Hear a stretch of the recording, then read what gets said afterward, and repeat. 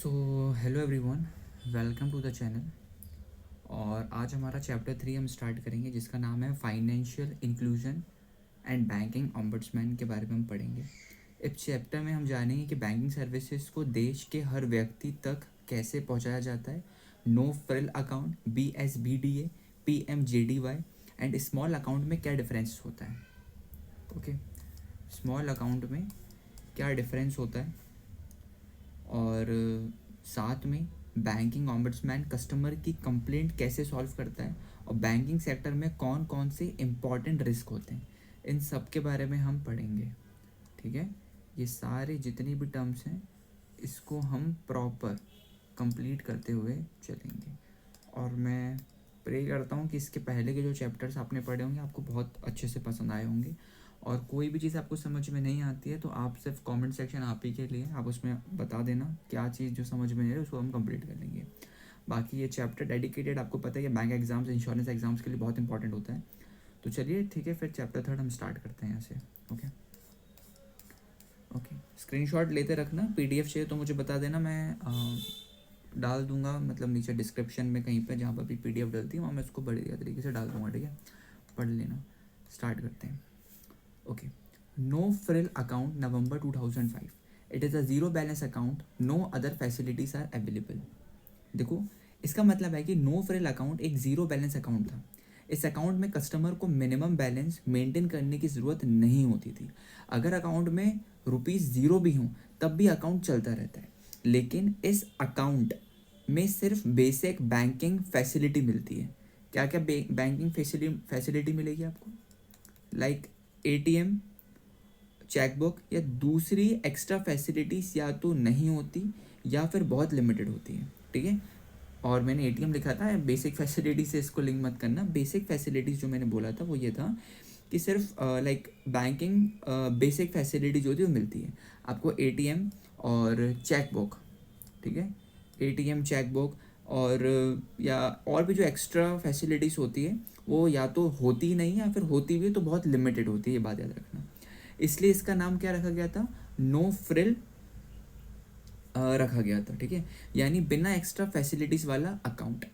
In August 2012 all the no frills account converted to basic savings bank deposit accounts, BSBDS। देखो, इस line का मतलब है अगस्त 2012 में RBI ने सभी नो फ्रिल अकाउंट्स को BSBDA, basic savings bank deposit account में कन्वर्ट कर दिया। इसके बाद नो फ्रिल अकाउंट का नाम और फीचर्स दोनों अपडेट नो फ्रिल अकाउंट का नाम और फीचर्स दोनों अपडेट हो गए थे और आज बैंकिंग सिस्टम में BSBD अकाउंट यूज़ किया जाता है। ओके, तो ये था पूरा कॉन्सेप्ट। और देखो, एग्ज़ाम में अगर नो फ्रिल अकाउंट पूछा जाए तो याद रखना 2005 में स्टार्ट हुआ था। कब हुआ था? नवंबर 2005 में स्टार्ट हुआ था और अगस्त 2012 में अगस्त 2012 में देखो 2005 में ये स्टार्ट हुआ था, उसके बाद से नवंबर में। ठीक है, इतना समझना। उसके बाद से अगस्त 2012 में इसे BSBDA ओके में कन्वर्ट कर दिया गया था। ये एक फेवरेट बैंकिंग अवेयरनेस क्वेश्चन बन सकता है कि नो फ्रिल अकाउंट कब स्टार्ट हुआ था, फिर उसको चेंज करके क्या रखा गया, कौन से ईयर में रखा रहा, ये समझ के रहना। तो ये था हमारा नो फ्रिल अकाउंट। ठीक है, आगे बात करते हैं। BSBD अकाउंट के बारे में प्रॉपर यहाँ पर लिखा हुआ है, इसको प्रॉपर तरीके से मैं पढ़ा देता हूँ। ठीक है, देखो एक एक पॉइंट ना यहाँ से समझते हुए चलेंगे। ठीक है, पहला ये, the facility of ATM cum debit card at free of cost. इसका मतलब है कि BSBD अकाउंट होल्डर को ATM कम डेबिट कार्ड बिल्कुल फ्री दिया जाता था। इसके लिए बैंक कोई अलग चार्ज नहीं लेता था। Okay, no limit on the number of times for depositing the amount. देखो, इसका मतलब है कि कस्टमर जितनी बार चाहे उतनी बार अकाउंट में पैसे डिपॉजिट कर सकता है। डिपॉजिट करने पर कोई लिमिट नहीं होती। Third point, only 4 withdrawals per month at the branch और ATMs। इसका मतलब है कि एक महीने में सिर्फ 4 बार ही पैसे विड्रॉल किए जा सकते हैं, चाहे ATM से या बैंक ब्रांच से। आगे बात करते हैं, Banks can decide about the price structure if more than the above facilities are required. KYC norms are to be followed. Okay so हाँ, अब देखो इसमें क्या है, इसका मतलब है कि अगर कस्टमर 4 विड्रॉल, ठीक है, 4 विड्रॉल से ज़्यादा या कोई एक्स्ट्रा बैंकिंग फैसिलिटी लेना चाहता है तो बैंक अपने रूल्स के हिसाब से चार्ज लगा सकता है. ओके, ये था पूरा टर्म. आगे बात करते हैं. However, if proper KYC norms are not satisfied, then the account should be treated as BSBDA small account. तो इसका मतलब यहाँ पर ये होता है कि देखो, अगर BSBDA अकाउंट खोलने के लिए KYC know your customer complete करना ज़रूरी है, यानी वैलिड आईडी और एड्रेस प्रूफ देना होगा. इसका मतलब है कि अगर प्रॉपर KYC कंप्लीट नहीं होता तो अकाउंट को नॉर्मल BSBDA नहीं माना जाएगा, उसे BSBDA स्मॉल अकाउंट के रूप में ट्रीट किया जाएगा, जिसमें कुछ रेस्ट्रिक्शंस होती हैं. Customers can have only one BSBDA in one bank text. इसका ये मतलब है कि एक कस्टमर एक ही बैंक में सिर्फ एक BSBDA अकाउंट खोल सकता है. एक ही बैंक में मल्टीपल BSBDA अकाउंट्स अलाउ नहीं होते हैं. ठीक है, ये चीज़ प्रॉपर तरीके से याद रखना. अब एक बात जो मैं बोल रहा हूँ उसको याद समझना. BSBDA, ठीक है, BSBDA जो है उसमें आपको क्या है, फ्री डेबिट कार्ड, साथ में अनलिमिटेड डिपॉजिट, 4 विड्रॉल, KYC और 1 BSBDA पर बैंक. ये था पूरा इसका फॉर्मेट. ठीक है, जो मैंने बोला उसको लिख लेना, वीडियो को पीछे करके जो मैंने बोला उसको लिख लेना है, स्पेस नहीं है वरना प्रॉपर और लिख देता. तो ये था हमारा BSBDA अकाउंट. ठीक है, आगे बात करते हैं. PMJDY अकाउंट के बारे में बात करते हैं. अब ये क्या है, देखो सबसे पहले इसका फुल फॉर्म है द प्रधानमंत्री जन धन योजना. एक मिनट. द प्रधानमंत्री जन धन योजना PMJDY launch by prime minister Shri Narendra Modi on 28 अगस्त 2014. देखो, प्रधानमंत्री नरेंद्र मोदी जी ने 28 अगस्त 2014 को प्रधानमंत्री जन धन योजना की शुरुआत की थी. इस स्कीम का जो मेन ऑब्जेक्टिव था वो ये था कि देश के हर व्यक्ति को बैंकिंग सिस्टम से जोड़ना. नो मिनिमम बैलेंस, आगे जो लिखा है उसमें ये बता रहा है कि इसका मतलब ये है कि PMJDY अकाउंट में मिनिमम बैलेंस मेंटेन करना ज़रूरी नहीं होता. अगर अकाउंट में ज़ीरो भी है तो भी अकाउंट कंटिन्यू रहेगा. इंटरेस्ट ऑन डिपॉजिट, इसका मतलब है कि अकाउंट में जमा किया गया पैसा पर भी बैंक इंटरेस्ट देता है. जो देखना, ध्यान से समझना कि अकाउंट में जमा किए गए पैसे पर भी बैंक इंटरेस्ट देता है, बिल्कुल सेविंग अकाउंट की तरह. आगे बात करते हैं. Accident insurance covers ₹2 lakh to all the account holders. Okay, तो इसका ये मतलब है कि PMJDY अकाउंट होल्डर को 2 लाख तक का एक्सीडेंट इंश्योरेंस कवर दिया जाता है अगर स्कीम की कंडीशंस पूरी होती है. तो life insurance cover of ₹30,000 to all the account holders. However, the government stated that this is applicable for the accounts opened up between August 15, 2014 and January 31st, 2015. अब इसका ये मतलब है कि देखो 30,000 का लाइफ इंश्योरेंस कवर भी दिया गया था, लेकिन ये बेनिफिट सिर्फ उन अकाउंट्स के लिए था जो 15 अगस्त 2014 से 31 जनवरी 2015 के बीच खोले गए थे, जो भी अकाउंट थे. After satisfactory operation of the account for 6 months, the overdraft facility of ₹10,000 to one member of the family, the lady of the household, preferably the lady of the household. देखो, इसका मतलब समझते हैं. इसका मतलब ये है कि अगर अकाउंट 6 महीने तक सही तरीके से चलाया जाता है तो बैंक 10,000 तक की ओवरड्राफ्ट फैसिलिटी देता है. ये फैसिलिटी परिवार के एक मेंबर को मिलती है और प्रेफरेंस घर की महिला को दी जाती है. जो मेन प्रेफरेंस रहता है वो घर की फीमेल को मिलती है. RuPay card free of cost, age limit 18 to 65 years. देखो, इसका मतलब है कि अकाउंट, ये PMJDY अकाउंट के साथ रुपे डेबिट कार्ड बिल्कुल फ्री दिया जाता है. इस कार्ड का यूज़ ATM से पैसे निकालने और ऑनलाइन पेमेंट के लिए किया जा सकता है. इसका और मतलब था कि PMJDY की कुछ फैसिलिटीज़ जैसे एक्सीडेंट इंश्योरेंस और ओवरड्राफ्ट का बेनिफिट लेने के लिए एज लिमिट 18 से 65 साल रखी गई थी। ये चीज़ याद रखना। तो ये था PMJDY अकाउंट का पूरा एनालिसिस। अब हम लास्ट में हमेशा पॉइंट पढ़ते हैं, जो मैं बोल रहा हूँ उसको ध्यान से सुनना। ये लॉन्च कब हुआ था? ये लॉन्च कब हुआ था दोस्तों? ये लॉन्च हुआ था 28 अगस्त 2014 को। 28 अगस्त 2014। आगे और भी चीज़ बता रहा हूँ। मिनिमम बैलेंस 0 रख सकते थे आप, इसमें कोई परेशानी नहीं थी। उसके बाद से इंटरेस्ट मिलता है, यस इंटरेस्ट आपको इसमें मिलता है। एक्सीडेंट इंश्योरेंस कितना बताया था दोस्तों? एक्सीडेंट इंश्योरेंस बताया था 2 लाख। ठीक है, आगे बात करते हैं।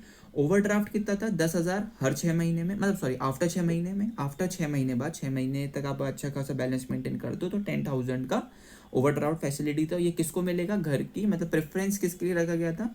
घर की महिलाओं के लिए, लेडी के लिए। ठीक है, और उसके बाद क्या था? रुपए कार्ड इसमें फ्री था, और एज लिमिट आपको लास्ट में बताया था 18 से 65 साल। वो वाह, हटा ही दिया मैंने, 18 से 65 साल। ठीक है, ये चीज़ याद रखना। तो ये था पूरा कंप्लीट हमारा PMJDY अकाउंट के बारे में। ओके, आगे चलते हैं। अब स्मॉल अकाउंट के बारे में हम यहाँ से पढ़ना शुरू करते हैं कि क्या है स्मॉल अकाउंट। देखो, when the customer is not able to satisfy KYC norms, the account has got several restrictions. इसका मतलब है अगर customer proper KYC document submit नहीं कर पाता तो उसके लिए स्मॉल अकाउंट खोला जा सकता है, लेकिन इस अकाउंट में नॉर्मल अकाउंट के कंपैरिजन में काफ़ी रेस्ट्रिक्शंस होती हैं। The aggregate of all deposit shall not exceed ₹1 lakh per annum. देखो, एक फाइनेंशियल ईयर में इस अकाउंट में टोटल डिपॉजिट 1 लाख से ज़्यादा नहीं हो सकता है। The aggregate of all withdraws and transfer in a month shall not exceed ₹10,000। इसका मतलब है कि एक महीने में टोटल विड्रॉ ट्रांसफर मिलके 10,000 से ज़्यादा नहीं हो सकते, मतलब 10,000 के ऊपर आप पैसा नहीं निकाल सकते हो। The maximum balance at any point in time shall not exceed ₹50,000। देखो, इसका मतलब है अकाउंट में किसी भी समय मैक्सिमम बैलेंस 50,000 से ज़्यादा नहीं होना चाहिए। ठीक है, आगे और भी चीज़ें लिखी हैं। Withdrawals at the base branch only through withdrawal slip and loose leaf. Okay, देखो इसका मतलब है कि अकाउंट से पैसे नॉर्मली सिर्फ होम ब्रांच, बेस ब्रांच से विड्रॉल स्लिप या लूज लीव के थ्रू निकाला जा सकता है। However, small accounts are valid for 12 months initially, which may be extended by another 12 months if the person provides proof of having applied of an official valid document OVD. OVD का full form है officially valid document. ठीक है, तो देखो small account पहले सिर्फ 12 महीने के लिए वैलिड होता था। अगर कस्टमर ये प्रूफ दे देता है कि उसने OVD ऑफिशियल वैलिड डॉक्यूमेंट के लिए अप्लाई कर दिया है तो इसकी वैलिडिटी 12 मंथ और बढ़ाई जा सकती है।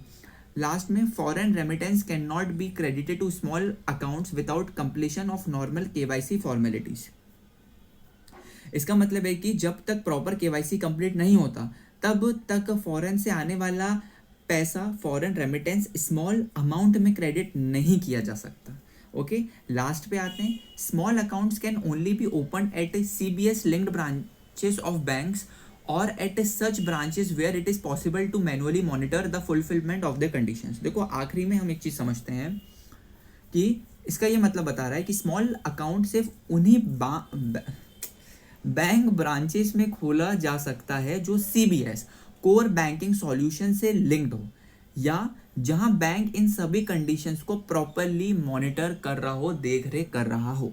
अब लास्ट में स्मॉल अकाउंट के प्रॉपर रिवीजन करते हैं। KYC कंप्लीट ना हो तो वो small amount, yearly deposit limit 1 lakh तक, मंथली विड्रॉ ट्रांसफर लिमिट कितनी हो सकती है? 10,000 रहेगी, उससे ज़्यादा नहीं निकाल सकते। मैक्सिमम बैलेंस 50,000 है। इनिशियली वैलिडिटी कब तक है? 12 महीने तक। अगर OVD प्रूफ देते हो तो 12 महीने तक एक्सटेंड हो सकती है।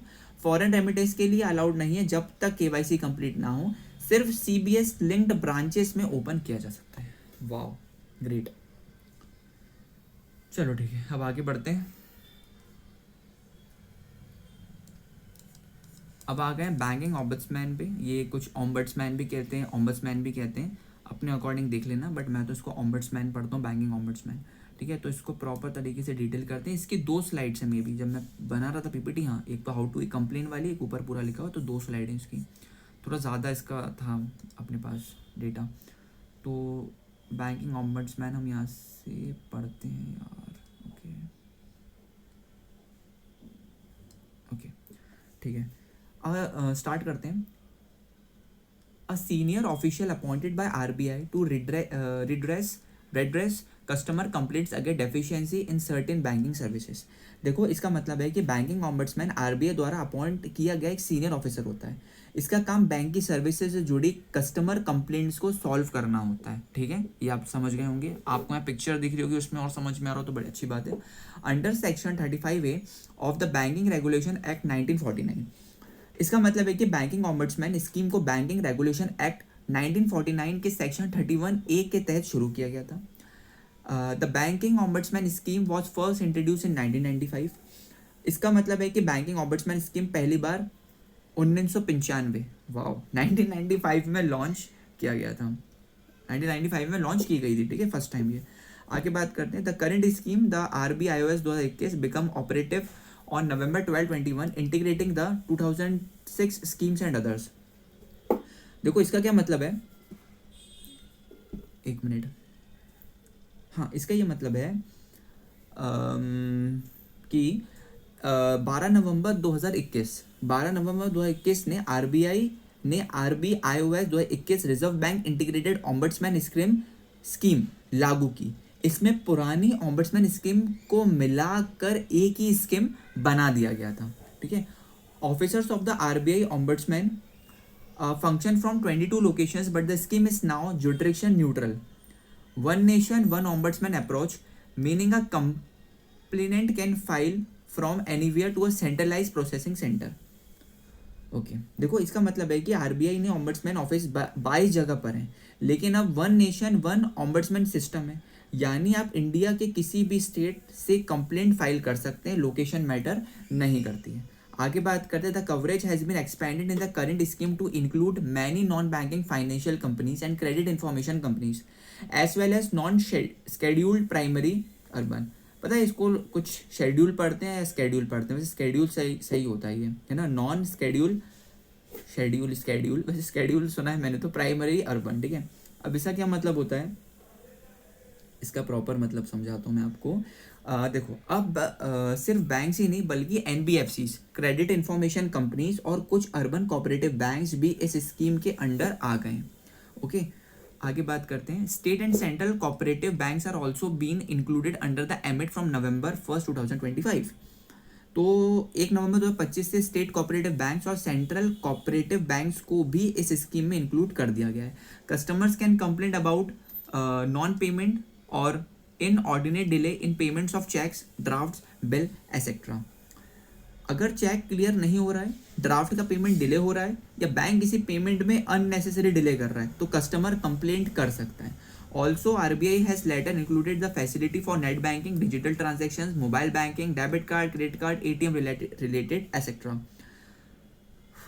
ओके इसका मतलब है कि net banking, UPI, mobile banking, debit card, credit card, ATM से रिलेटेड प्रॉब्लम्स की कंप्लेंट भी बैंकिंग ऑम्बड्समैन के पास जाके की जा सकती है। Got it? ओके बढ़िया था ये। नहीं समझ में आया हो, वैसे मुझे लगता है आ गया होगा, बट 1-2 पॉइंट हो सकते हैं इसमें समझ में नहीं आया हो तो बिल्कुल कमेंट सेक्शन में बिंदास तरीके से बता देना, इसकी एक डेडिकेटेड अलग वीडियो बना देंगे बैंकिंग ऑम्बड्समैन की। ओके आगे बात करते हैं, अभी इसी से रिलेटेड है ना, हाउ टू कंप्लेन वाला ये चीज़ है, इससे रिलेटेबल है ये, इसको पढ़ाते हैं बढ़िया तरीके से। देखो first we should approach the bank for any grievance. देखो सबसे पहले कस्टमर को अपनी कंप्लेंट बैंक के पास ही रजिस्टर करनी होगी। If the grievance is not settled by the bank with in 30 days, if not replied, rejection by bank reply does not satisfy the customer, then we can approach the banking ombudsman within 1 year। अगर 30 दिन के अंदर bank complaint solve नहीं करता या answer satisfactory नहीं होती तो कस्टमर अगले 1 साल के अंदर बैंकिंग ऑम्बड्समैन के पास कंप्लेंट कर सकता है। Complaints can be launch on plain paper और बाय सेंडिंग ईमेल रिक्वेस्ट। इसका मतलब है कि कंप्लेंट प्लेन पेपर पर या ईमेल के थ्रू किया जा सकता है। नो चार्जेस इन्वॉल्व, या मतलब बैंकिंग ऑम्बड्समैन में कंप्लेंट करने के लिए कोई फीस या पे कुछ भी चार्ज नहीं देना पड़ता है ना, आपके बैंक से कोई भी पैसा डिडक्ट होगा, ये बात याद रखना। Under the current RBIOS 2021 the maximum award amount for financial loss is 20 lakh, in addition up to 1 lakh for mental agony harassment for all covered complaints including credit cards issues। Okay so इसका मतलब है अगर customer को financial loss हुआ है तो maximum 20 lakh तक compensation मिल सकता है। इसके अलावा मेंटल हैरेसमेंट के लिए 1 लाख तक अलग कंपेंसेशन भी दिया जाता है। A draft proposal in October 2025 has suggested increasing the limit to ₹30 lakh for financial loss 3 lakh for mental agony, but the current limit as of November 2025 20 lakh plus 1 lakh। Okay, तो देखो इसमें क्या बता रहा है, हाँ, इसमें आपको ये बता रहा है कि अगर मतलब सॉरी अक्टूबर 2025 में एक प्रपोजल दिया था जिसमें कंपनसेशन लिमिट 30 लाख और मेंटल अगोनी को 3 लाख करने की बात कही गई, लेकिन officially current limit 20 lakh plus 1 lakh की थी। ओके, आगे बात करते हैं। If a customer is not satisfied either of the parties can approach a appellate authority with in 30 days। इसका मतलब है अगर कस्टमर या बैंक किसी डिसीजन से सेटिस्फाई नहीं है तो 30 दिन के अंदर अपेलेट अथॉरिटी के पास अपील की जा सकती है। The appellate authority is now the executive director in charge of the consumer education and protection department of the RBI.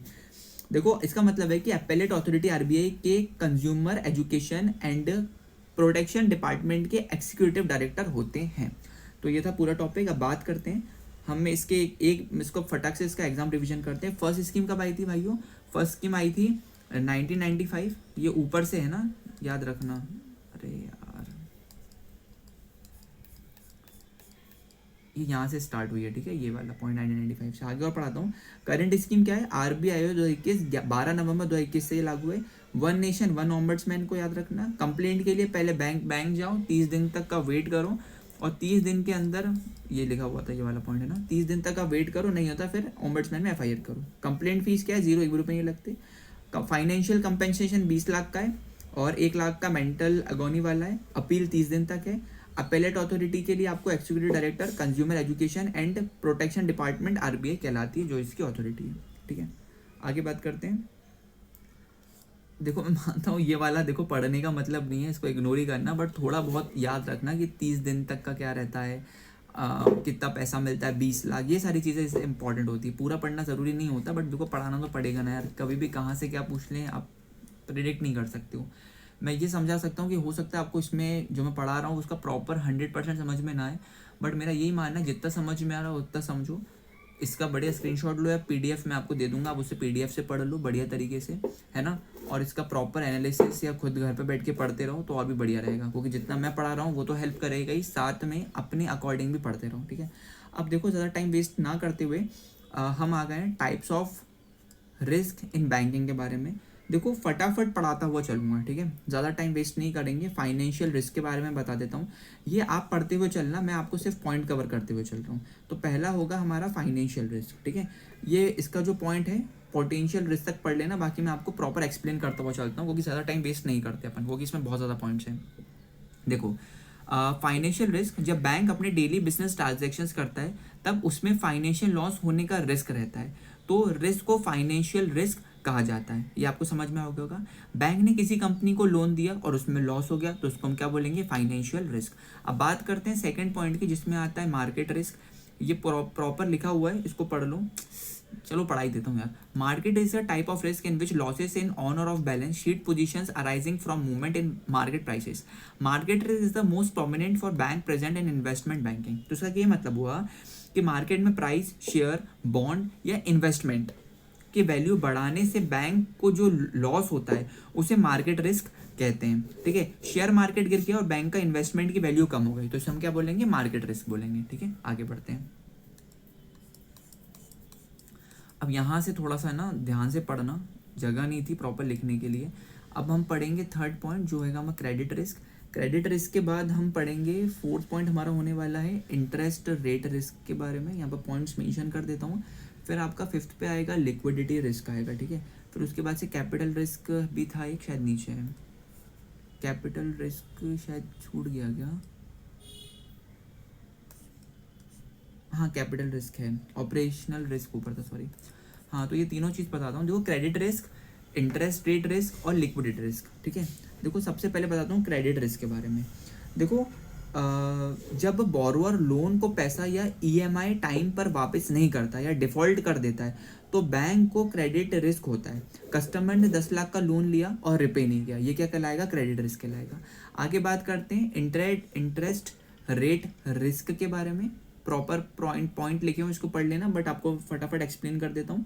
देखो जब इंटरेस्ट रेट बढ़ता है या घटता है तो बैंक की इनकम और प्रॉफिट पर इफेक्ट पड़ता है, इसे इंटरेस्ट रेट रिस्क कहते हैं। आरबीआई ने रेपो रेट बढ़ा दिया तो बैंक के लैंडिंग और डिपॉजिट रेट्स बदल गए। ओके, लिक्विडिटी रिस्क के बारे में बात करते हैं। लिक्विडिटी रिस्क ये रहा, इसका पूरा प्रॉपर डेफिनेशन सॉर्ट ऑफ पूरा लिखा हुआ, इसको देख लेना। तो लिक्विडिटी रिस्क देखो, अगर बैंक के पास कस्टमर्स को तुरंत पैसा देने के लिए कैश अवेलेबल नहीं है तो इसे लिक्विडिटी रिस्क कहते हैं। बहुत सारे कस्टमर्स को एक साथ पैसे निकालने बहुत सारे कस्टमर्स एक साथ पैसे निकालने आ गए और बैंक के पास कैश नहीं है, तो इसको हम बोलते हैं लिक्विडिटी रिस्क। ठीक है, आगे बात करते हैं।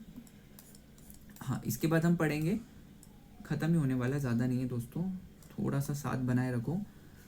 ऑपरेशनल रिस्क के बारे में हम पढ़ेंगे अब। ठीक है, ऑपरेशनल रिस्क में बताता हूँ क्या होता है, इसको पूरा पढ़ लेना, मैं डायरेक्ट एक्सप्लेन कर देता हूँ। लाइक एम्प्लॉय की गलती हो, सिस्टम फेलियर हो, फ्रॉड हो, साइबर अटैक या टेक्नोलॉजी प्रॉब्लम की वजह से होने वाले लॉस को हम क्या बोलते हैं, ऑपरेशनल रिस्क कहते हैं। ठीक है, सर्वर डाउन हो गया या एम्प्लॉय ने गलत ट्रांजेक्शन कर दी, उसको हम बोलेंगे ऑपरेशनल रिस्क। अब बात करेंगे कैपिटल रिस्क के बारे में दोस्तों। तो देखो इसका मतलब है जब बैंक कि अपनी कैपिटल ही लॉस में आने लगे या कम हो जाए तो उसे कैपिटल रिस्क कहते हैं। लाइक बैंक को इतना बड़ा लॉस हुआ कि उसकी कैपिटल कम हो गई। ठीक है, आगे बात करते हैं। आगे हमारा पॉइंट है फॉरेन एक्सचेंज रिस्क के बारे में, जिसे हम फोरेक्स रिस्क भी बोलते हैं। देखो डॉलर, यूरो या किसी भी फॉरेन करेंसी को एक्सचेंज रेट में बदलाव की वजह से बैंक को जो भी लॉस हो उसे फॉरेन एक्सचेंज फोरेक्स रिस्क कहते हैं। डॉलर की वैल्यू अचानक गिर गई और बैंक को नुकसान हो गया। ओके, इसके बाद हम बात करते हैं सिस्टमैटिक रिस्क के बारे में। देखो बहुत सारे पॉइंट्स हैं, इसको मार्क करते हुए चलना, वैसे तो आप समझ ही जाओगे, इतना तो टैलेंट होगा आपके पास। सिस्टमैटिक रिस्क क्या होता है दोस्तों, जब एक बैंक या फाइनेंशियल इंस्टीट्यूशन की प्रॉब्लम, अब ये मत पूछना फाइनेंशियल इंस्टीट्यूशन क्या होता है, स्टार्टिंग में बता चुका हूँ। फाइनेंशियल इंस्टीट्यूशन की प्रॉब्लम पूरे बैंकिंग सिस्टम को अफेक्ट करने लगे तो उसे सिस्टमैटिक रिस्क कहते हैं। लाइक 2008 ग्लोबल फाइनेंशियल क्राइसिस, जिसमें कई बैंक एक साथ इम्पैक्ट हुए। गॉट इट, आगे बात करते हैं। अब आई गेस रेपुटेशनल रिस्क होगा। हाँ, रेपुटेशनल रिस्क पढ़ लेते हैं, बस दोस्तों थोड़ा सा ही बचा है, खत्म होने वाला है। रेपुटेशनल रिस्क पढ़ते हैं आप। ठीक है, ओके। तो देखो रेपुटेशनल रिस्क मतलब जब लोगों को बैंक पर भरोसा बैंक पर भरोसा कम हो जाता है या बैंक की इमेज खराब हो जाती है तो उसे रेपुटेशनल रिस्क कहते हैं। ठीक है, नॉमिनल है यार, इतना ज़्यादा इसमें टाइम वेस्ट नहीं करना था, इसलिए फटाफट पढ़ा दिया। ठीक है, और इसके बाद से कुछ यहाँ पर रीजंस भी लिखे हुए हैं। ठीक है, वो रीजंस आप बेहतरीन तरीके से देखो। यहाँ पे देखो ये लिखा हुआ है, ये कुछ रेपुटेशनल रिस्क फॉर्म रीजंस है। The inability of the bank to honor government regulatory commitments, no observance of the code of conduct under corporate governance, mismanagement, manipulation of customer records, ineffective customer service after sales services। देखो proper इसको बता देता हूँ, ये reasons हैं आपके reputational risk के। देखो बैंक अगर गवर्नमेंट या आरबीआई के रूल्स फॉलो नहीं करता तो उसकी इमेज खराब हो जाती है। कॉर्पोरेट गवर्नेंस के रूल्स फॉलो ना करने से भी बैंक की रेपुटेशन खराब होती है। कस्टमर के रिकॉर्ड्स में चीटिंग या गलत मैनेजमेंट करना भी रेपुटेशन रिस्क का रीज़न होता है। ठीक है, और उसके बाद से लाइक कस्टमर के रिकॉर्ड्स में चीटिंग, ये सब बता दिया मैंने आपको। अगर बैंक कस्टमर को अच्छी सर्विस नहीं देता या कंप्लेंट सॉल्व नहीं करता तो लोगों का ट्रस्ट कम हो जाता है और बैंक की रेपुटेशंस भी ना खराब हो जाती है। ठीक है, अब लास्ट में इसके कुछ अपन अच्छे खासे पॉइंट समझ लेते हैं रिवीजन वाले। Financial risk, overall business loss. Market risk क्या होता है, market price change. Credit risk, loan default रहता है। इंटरेस्ट रेट रिस्क क्या होता है दोस्तों, इंटरेस्ट रेट चेंज होता है। लिक्विडिटी रिस्क, कैश की कमी, जब भी कैश की कमी हो, बैंक के पास पैसा ना हो तो लिक्विड रिस्क कहलाता है। सिस्टम, एम्प्लॉय फ्रॉड या कुछ भी चीज़ होती है तो वो ऑपरेशनल रिस्क होता है। कैपिटल लॉस है तो कैपिटल रिस्क है। एक्सचेंज रेट चेंज है, मतलब फॉरेन की करेंसीज से अगर रेट बढ़ गए तो उस चक्कर में क्या होता है दोस्तों, फॉरेक्स रिस्क होता है।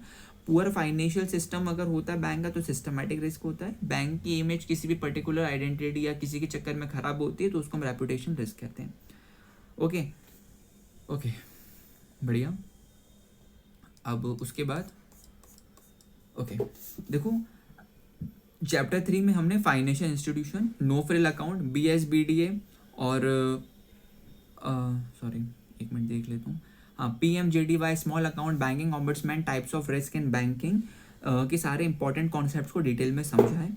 अगर आप बैंकिंग अवेयरनेस को और स्ट्रॉन्ग बनाना चाहते हो तो चैप्टर अभी देखो सीक्वेंस में आएंगे और भी चीज़ें देखने को मिलेंगी। तो चैनल को सब्सक्राइब करना, लाइक करना। कुछ चीज़ समझ में नहीं आ रही तो प्रॉपर कमेंट करके बताना, उसका दूसरा अल्टरनेटिव देखेंगे। जिससे अगर आपको बैंकिंग ऑम्बड्समैन समझ में नहीं आया तो मुझे कमेंट करके बताना, उसका मैं अलग डेडिकेटेड आपके लिए सिर्फ एक और वीडियो बना दूंगा, ठीक है। और ये मत सोचना कि कमेंट आए और आपका मैं ना करूं, मैं सबका कमेंट देखूंगा और प्रॉपर तरीके से अगर वो चीज़ जो भी लैग करेगी उसको प्रॉपर तरीके से पढ़ा देंगे, ठीक है। अब जो हमारा नेक्स्ट चैप्टर होने वाला होगा वो नेक्स्ट चैप्टर 4 होगा, जिसमें हम KYC, ATM services, type of ATM के बारे में पढ़ेंगे। तो ठीक है दोस्तों, मिलते हैं फिर एक नई वीडियो के साथ। चैप्टर 4 कंप्लीट करेंगे इसके बाद। तब तक के लिए जय हिंद, जय भारत, अपना ध्यान रखो, मिलते हैं फिर। Shivam Tiwari signing off.